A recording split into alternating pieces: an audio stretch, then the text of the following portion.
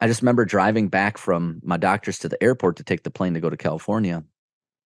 And in that moment, I was driving and God's like, he just kind of did a little knock. And I think some people might think this was harsh, but again, I felt like he was totally loving on me and just give me some hard love was, Don, is the sun not going to set tonight because you have cancer?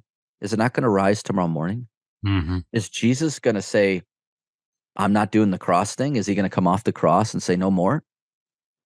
Am I gonna remain not to be who I am because you have cancer?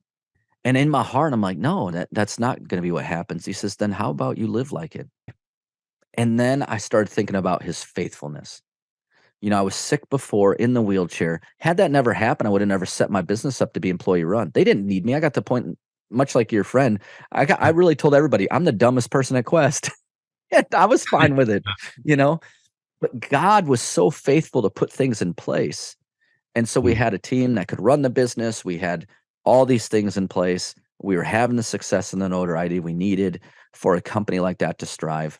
It was a little heartbreaking because, like, oh God, Mary and I were looking at other businesses to buy to bring in as part of Quest to grow Quest. I mean, we really had a plan to Had a fourfold vision. Quest. Yeah. Then I start talking about the family, like God, and I know God's faithful enough to provide for my family, whether I'm there or not.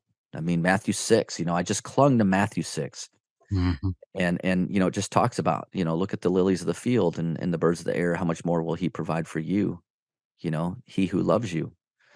And I think about that, like all these things, and then, the verse as I clung to were Matthew 6:33-34, seek first God and his righteousness and everything will be added on to you. I clung to that. And I think that, what we grieve in those moments can really help us be a litmus test to our heart and know what we need to surrender